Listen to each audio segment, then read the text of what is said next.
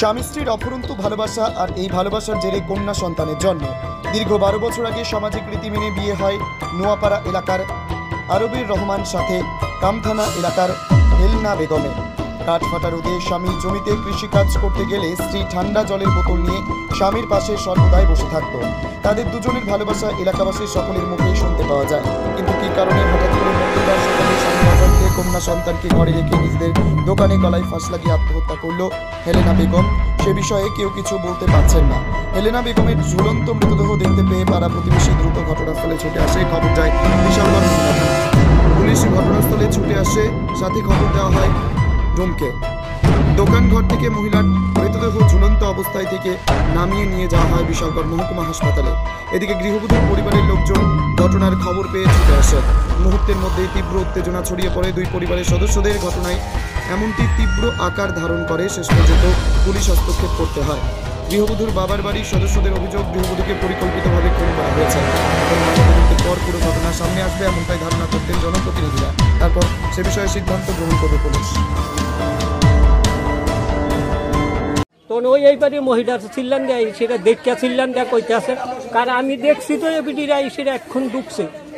কিন্তু আমরা একটা জিনিসে বিচারা পাই না, কোন জিনিসটা জানেন নি। সবচাইতে বড় জিনিস হলো যে সেটা তারা স্বামী স্ত্রীর মধ্যে এত মিল মহব্বত আসতো, কৃষি কাম যে করতো, তে যদি মাঠের মধ্যে যাইতো তাইলে আধা ঘন্টা পরে দেখা যাইতো এবিডি একটা জলের বোতলের উচিল্লা করেও তার কাছে যাইতো।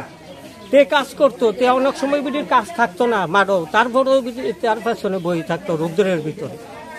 দেখতাম তারা দেখলে আমি বহা দিতাম, তোমরা রাত্র করে হেন গীতা করতে আসো, বাড়ির যাও নাকি।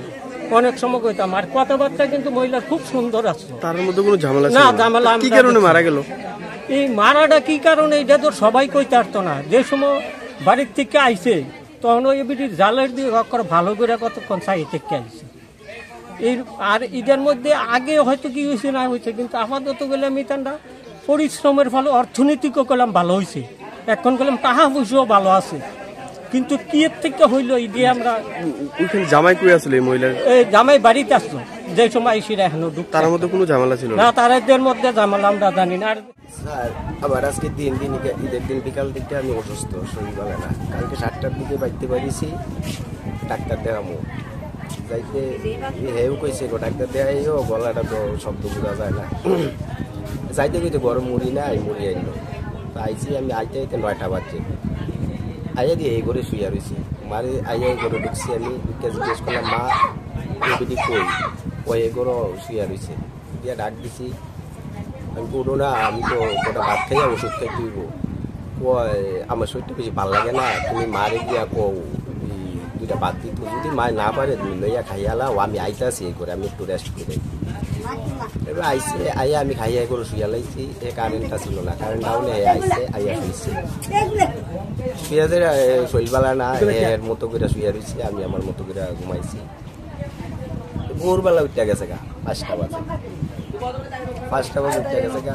প্রায় সময় সকালবেলা উঠতে 2টা বাড়ি আছে, কোনো বাড়ির গা তো ঘন্টাখানেক হয়ে গেছে। আমি 6টার দিকে উঠছি, 7টার দিকে মারে কইছি। আর 7টার দিকে মা কই গেছে অক্ষণ লাগে না, অন্যদিন তো এত দেরি করে না, অন্যদিন তো এত দেরি করে না। এরপরে 2বারই ফোন করলাম, না এরা বাজতেছে না, এরা বাজতেছে না। আমি এতক্ষণ তো অন্যদিনও যায়, এতক্ষণ তো দেরি করে এমন করছে এটা স্যার কইতাম। আপনার কি হয়? আপনার কি হয়? আমার বউ। আপনার অসুস্থ আছিলেন? হ্যাঁ, আমি আজকে 3 দিন। এমনি আপনাদের মধ্যে কোনো ঝগড়া ছিল না? একদমই প্রশ্ন। কত বছর হয়েছে বিয়ে হয়েছে? 12 বছর। আপনার কয় ছেলে? একটা মেয়ে। কোন জায়গা এটা? এটা নোয়াপাড়া। আপনার নাম কি? আরো